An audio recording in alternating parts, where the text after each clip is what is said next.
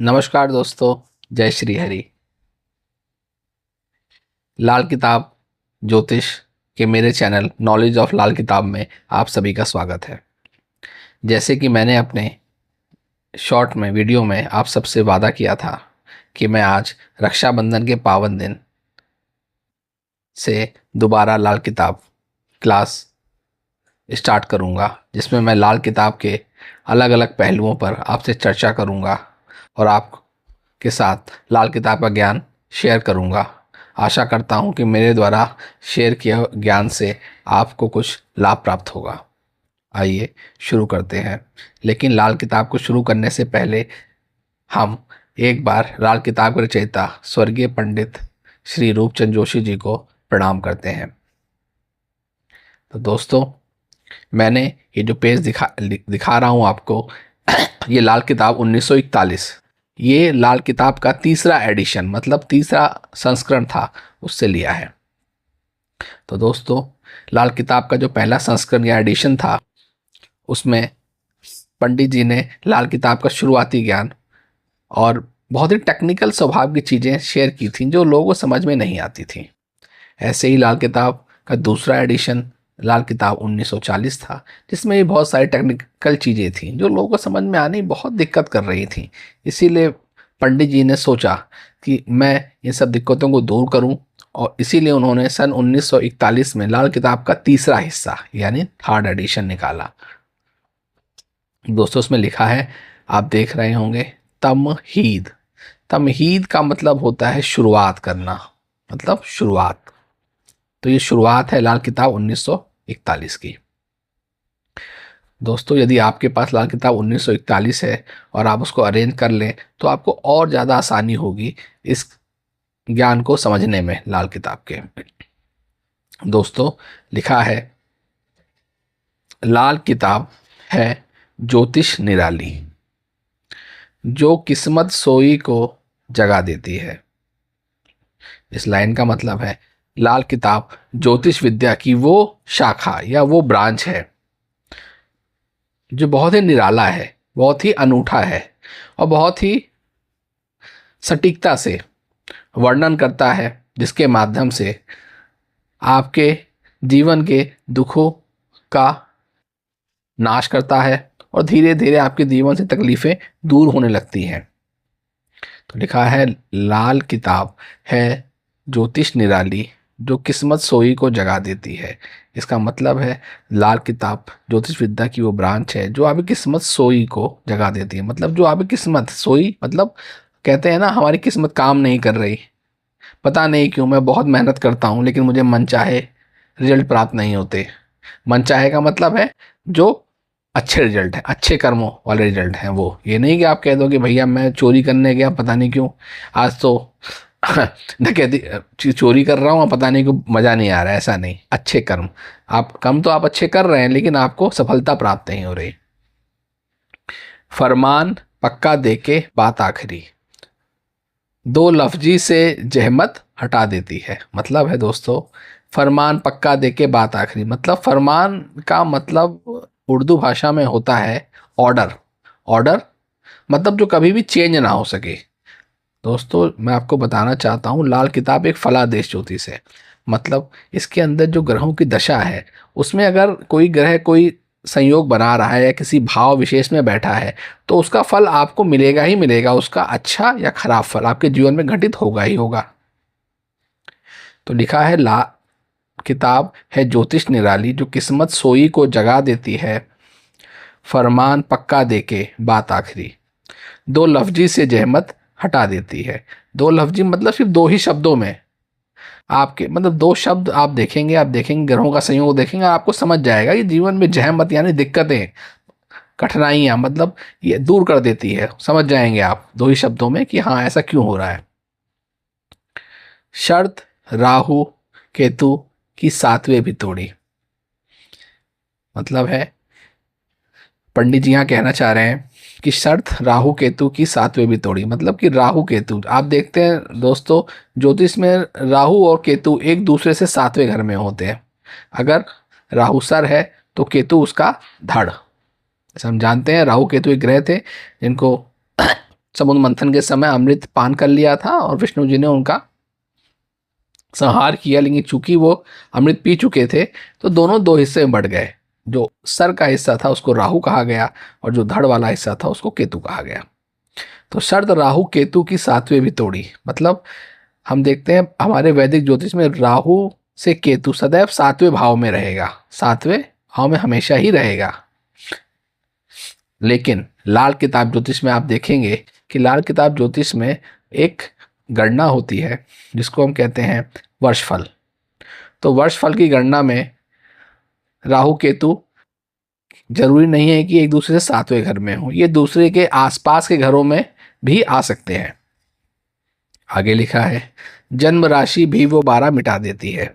दोस्तों आप सभी ने अपनी अपनी जन्म कुंडलियां तो अवश्य देखी होंगी, जिन्होंने नहीं देखी तो आज ही अपनी जन्म पत्री देखें, तो आपको उसमें मालूम चलेगा आपकी जन्म की राशि क्या है, या उसमें कौन कौन सी जन्म राशि कहाँ कहाँ किस किस भाव में कौन कौन सी राशियाँ लिखी हुई हैं। तो दोस्तों लाल किताब जन्म राशि को नहीं मानती, लाल किताब में राशियों का महत्व नहीं है। लाल किताब में भाव यानी घर का महत्व दिया गया है। लग्न एक का हिंसा लेकर जो चलती, मतलब लग्न, लग्न कहते हैं हमारा प्रथम भाव।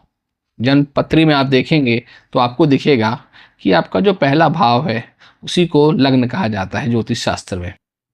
तो लाल किताब के अनुसार जन्म पत्री में जो पहला भाव होगा उसमें हमेशा पहली राशि लिखी जाएगी। जैसे लिखा है लग्न एक का हिंसा लेकर, मतलब एक का हिंसा, हिंसा यानी अंक। आप नोट कर लें इसको, हिंसा का मतलब उर्दू भाषा में होता है अंक, जो न्यूमेरिकल वाला अंक होता है, अंक, आ का बिंदु, अंक। लग्न एक का हिंसा लेकर जो चलती, मतलब हमेशा लग्न में पहली राशि वो एक ही होगी या उसको पहला घर ही माना जाएगा। जो चलती खत्म 12 पर ही वो कर देती है। यहाँ पर दोस्तों ध्यान देने वाली बात है, खत्म 12 पर, मतलब एक के बाद दूसरे घर में दूसरी राशि, तीसरे घर में तीसरी राशि, चौथे घर में चौथी राशि, पांचवें घर में पांचवी राशि, छठे घर में छठी राशि, सातवें घर में सातवीं राशि, आठवें घर में आठवीं राशि, नौवें घर में नौवीं राशि, 10वें घर में 10वीं राशि, 11वें घर में 11वीं राशि और 12वें घर में 12वीं राशि यानी मीन राशि ही रहेगी। है बुनियाद रेखा क्याफा से चलती, है बुनियाद रेखा क्याफा, इसका मतलब है लाल किताब का जो फाउंडेशन है, जो बुनियाद है, जो आधार है, वो क्याफा है, मतलब आपकी हाथ की रेखाएं हैं। दोस्तों ईश्वर ने हमारे जीवन में जो हमारी किस्मत लिखी है वो हमारी रेखाओं के माध्यम में लिख दी है। ऐसी इसलिए लिखी गई है कि ये कभी भी ना बदल पाए ना मिट पाए। दोस्तों आप देखते होंगे धरती पर जितने भी जीव हैं, किसी भी दो जीवों के फिंगरप्रिंट्स मैच नहीं करते, हाथ की रेखाएं मैच नहीं करती। ये ईश्वर की अजीब सी अनुकंपा है, क्या विचित्र इंजीनियरिंग है कि दो लोगों के आपस में रेखाएं फिंगरप्रिंट्स मैच ही नहीं करते। तो ईश्वर ने आपने कर्मों का लेखा जोखा आपके हाथों में लिखकर भेजा है, जिसको कभी भी बदला नहीं जा सकता। तो इसीलिए लाल किताब ने इसी को अपना आधार मानते हुए माना है और पंडित रूपचंद जोशी जी ने भी इन्हीं रेखाओं के ज्ञान को समझकर लाल किताब को लिखा है बुनियाद रेखा क्याफा से चलती, मतलब ये बुनियाद जो है वो हाथ की रेखाएं हैं और फलादेश ज्योतिष बता देती है। मतलब है बुनियाद रेखा क्याफा से चलती, फलादेश ज्योतिष बता देती है। मतलब लाल किताब में आप ग्रहों को की स्थिति देखकर फलादेश, मतलब तुरंत के तुरंत आप फलादेश कर सकते हैं कि अगर कोई ग्रह किस भाव में है तो उसका ये असर होगा, चाहे वो अच्छा हो चाहे खराब हो। हवाई ख्यालों को एक तरफ करती, मतलब कई बार हमारे मन में ना हवाई ख्याल आते हैं दोस्तों, मन घड़ंत बातें आती हैं कि पता नहीं क्यों मेरा तो चंद्रमा पढ़ा था मैंने कहीं अच्छा है, लेकिन फिर भी मन बड़ा शांत रहता है, धन का अभाव रहता है। नहीं, ऐसा नहीं है दोस्तों। आपको अपने जीवन में कोई भी हवाई ख्याल मतलब मन घड़ंत बात नहीं लानी है। ग्रहों की स्थिति देखकर ही आपको समझना है, कोई भी फैसला करना है। उससे पहले आप कोई भी मनगढ़ंत बात अपने मन में नहीं लाएंगे। खड़ा घोड़ा चंद्र को कर देती है। अब यहाँ बड़ा अजीब सा आपको लग रहा होगा, ये क्या है, खड़ा घोड़ा चंद्र को कर देती है। खड़ा घोड़ा मतलब, खड़ा घोड़ा यहाँ पंडित जी कहना चाहते हैं कि खड़ा घोड़ा मतलब जो चढ़ता रहता है, घूमता रहता है, मतलब चंद्रमा। खड़ा घोड़ा, घोड़ा यानी चंद्र और खड़ा यानी राशिफल। मतलब घोड़ा जो यहाँ पर घोड़ा यानी चंद्रमा, चंद्रमा को यहाँ पे राशिफल का बताया गया है। मतलब चंद्रमा, जैसा कि हम सभी जानते हैं, चंद्रमा ग्रहों की माता मानी गई है लाल किताब में। तो कोई भी कितना भी पापी ग्रह हो, कितना भी खराब अवस्था में ग्रह बैठा हो, उसको हम चंद्रमा की सहायता से ठीक कर सकते हैं या थोड़ा लाभ पहुंचा सकते हैं, उसके खराब परिणाम को थोड़ा सा शांत कर सकते हैं। ना 27, अगली लाइन में लिखा है, ना 27 नक्षत्र ना पंचांग गिनती। मतलब पंडित जी यहाँ पे कहना चाहते हैं ना 27 नक्षत्र ना पंचांग गिनती। मतलब हम जानते हैं कि 9 ग्रह होते हैं, 9, हर ग्रह का अपने अपने नक्षत्र होते हैं। तो हर ग्रह के 3 नक्षत्र, तो 9 3 27, तो 27 नक्षत्र होते हैं दोस्तों वैदिक ज्योतिष के अनुसार। लेकिन लाल किताब नक्षत्रों को भी नहीं मानती, ना ही वो किसी भी प्रकार की पंचांग की गणना को गिनती है। कोई लाल किताब में पंचांग से कुछ भी लेना देना नहीं है, नक्षत्रों से कुछ भी लेना देना नहीं है। भुला राशि 12 को वो देती है। मतलब लाल किताब में 12 राशियों को भी भुला देती है। लाल किताब में राशियों का भी महत्व नहीं माना गया, लाल किताब में भावों को माना गया है। लाल किताब भावों के अनुसार चलती है। ठीक है दोस्तों, तो लाल किताब ग्रहों के हिसाब से चलेगी, राशियों का कोई लाल किताब में महत्व नहीं है। तो आप ये मान के चलें, लाल किताब में आपको भाव देखना है, भाव यानी घर देखना है, घर में ग्रहों की स्थिति को देखना है और उसी के हिसाब से लाल किताब में फलादेश किया जाता है। दोस्तों आपको थोड़ा सा अजीब लग रहा होगा, जो लोग पहली बार इसको देख रहे हैं, आप कह रहे होंगे कैसा ज्योतिष है। लेकिन दोस्तों लाल किताब बहुत ही सटीक ज्योतिष है। आपके जीवन की सटीक गणनाएं और छोटे छोटे उपायों के माध्यम से आपके जीवन में बड़ा ही चमत्कारी परिवर्तन ला देती है। आपको प्राय जीवन में आ रहे संकटों से छुटकारा मिल जाता है। आप देखेंगे कि छोटी छोटी आदतों से, सिर्फ छोटी छोटी आदतों से आप अपने जीवन में सुधार ला सकते हैं। जैसे मैं आपको बताता हूँ, यदि किसी का सूर्य खराब है, ये उपाय नहीं है लेकिन एक हिदायत है, लाल किताब में लिखा गया, इसका वर्णन किया गया है। किसी का सूर्य खराब है, नौकरी में दिक्कत रहती है, तो आप अपने पिताजी के चरण स्पर्श करिए। आप देखेंगे कुछ ही दिनों में आपका सूर्य अच्छा होना शुरू हो जाएगा। आपका धन की बहुत दिक्कत रहती है, बहुत तनाव रहता है, अपनी माता के प्रतिदिन पैर चरण स्पर्श करिए। आप देखें कुछ दिनों में आपके धन की समस्याएं धीरे धीरे धीरे ठीक होनी शुरू हो जाएंगी। चांदी के गिलास में पानी पीजिए, आपका जो मन अशांत रहता है वो ठीक होना शुरू हो जाएगा। अपने भाई से अपने संबंध अच्छे रखिए, आप देखेंगे आपका मंगल ग्रह, आपके शरीर में जोश, एनर्जी बरकरार रहनी शुरू हो जाएगी। अपने ससुराल से अपने अच्छे संबंध रखिए, अपने ससुराल से अपने अच्छे संबंध रखिए। आप देखेंगे आपका राहु ग्रह ठीक हो जाएगा, राहु आपका अच्छा परिणाम देने लगेगा और देखते देखते आपका भाग्य बदलने लग जाएगा। तो दोस्तों इसी प्रकार से सभी ग्रहों के छोटी छोटी आदतें डालने मात्र से ही आपके जीवन में परिवर्तन आने लगते हैं। अब किसी का काम धंधा उद्योग नहीं चल रहा, फैक्ट्री वाले हैं, बहुत मेहनत करते हैं, फैक्ट्री में दिन रात लगे हैं, लेकिन वो मनवांछित परिणाम नहीं आ रहा। दोस्तों हो सकता है आपका शनि ग्रह डिस्टर्ब हो। कोई मैं आपको यहाँ उपाय नहीं बताऊंगा, लेकिन छोटी सी हिदायत दूंगा, अपने लेबरों का ध्यान रखिए, क्योंकि उद्योग धंधे शनि की वस्तु, उद्योग शनि की ग्रह संचालित होता है। आप अपने चाचा, अपने मामा से अपने संबंध को सुधार लीजिए। हो सकता है, ध्यान दीजिए, हो सकता है आपके चाचा से आपके संबंध खराब हो सकता है आपके मामाओं से आपके संबंध खराब हो। अपने चाचा अपने मामा से अपने संबंध सुधार लीजिए मित्रों, आपका जीवन सुधर जाएगा। आपका जो व्यवसाय नहीं चल रहा, व्यवसाय चलना शुरू हो जाएगा।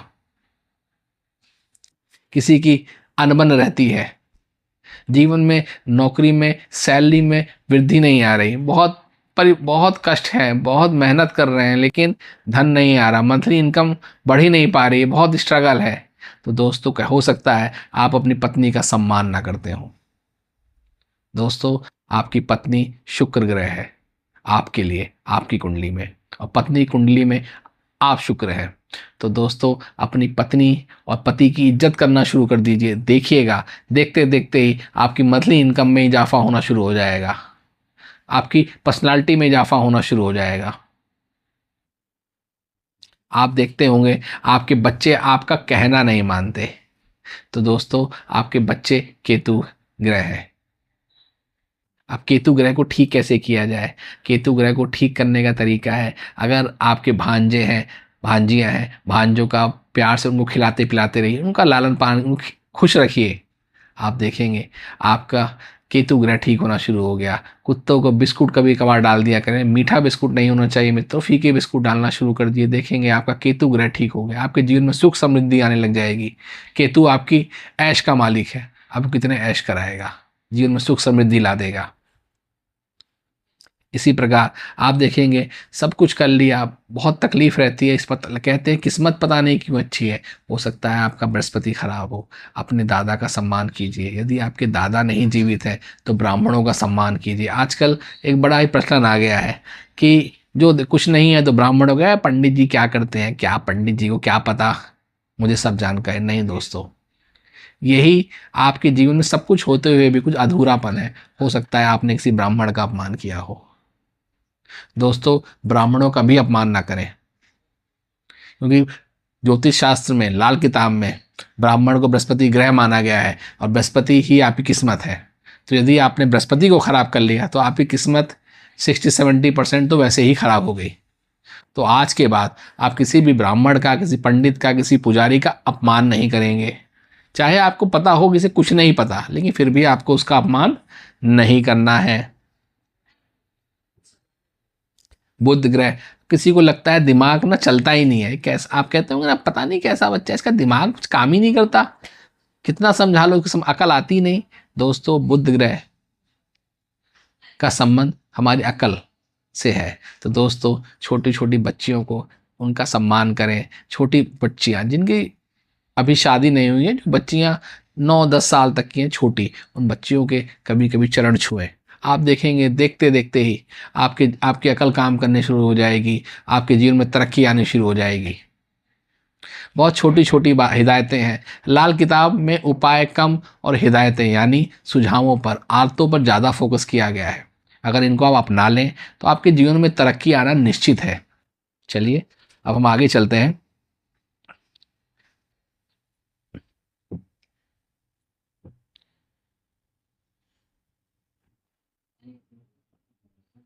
आगे लिखा है जन्म, वक्त, दिन, माह, उम्र, साल, सब कुछ।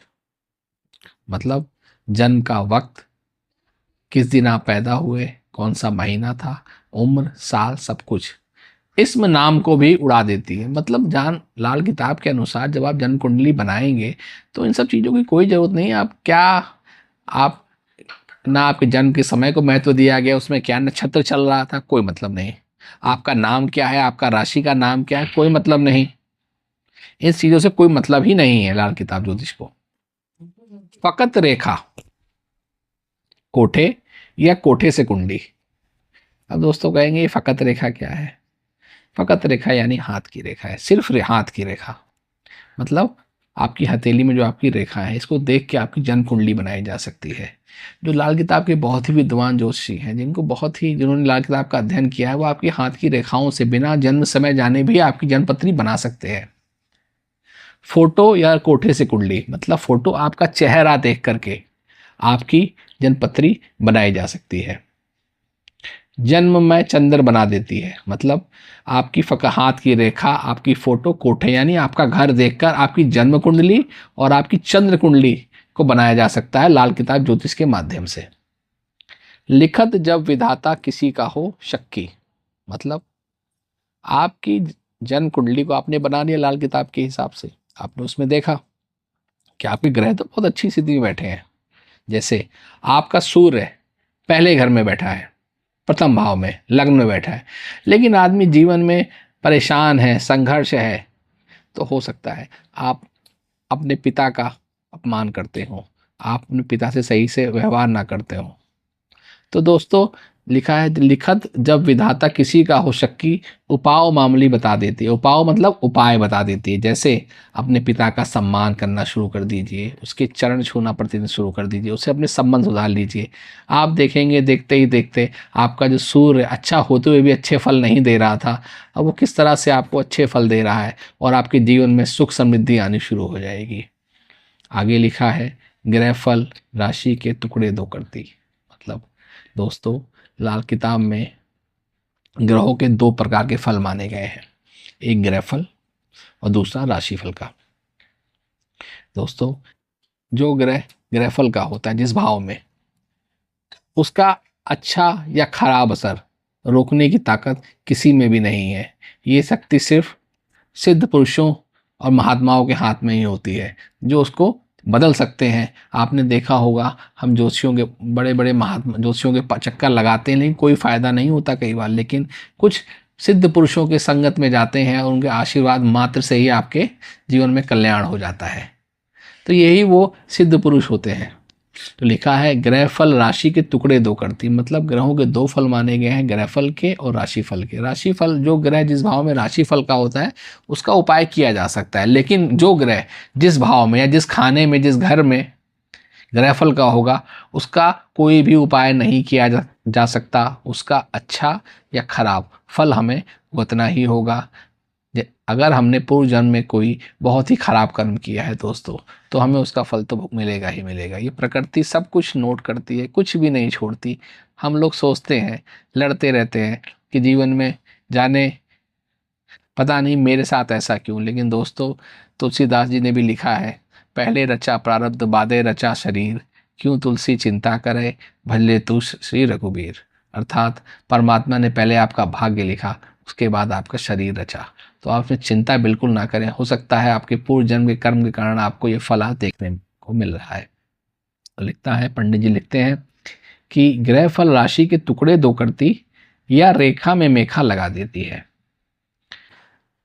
मतलब मैंने आपको पहले लाइन का मतलब बता दिया कि ग्रहफल और राशिफल ग्रहों के दो असर होते हैं, एक ग्रहफल और दूसरा राशिफल। तो उसके दो हिस्से हैं।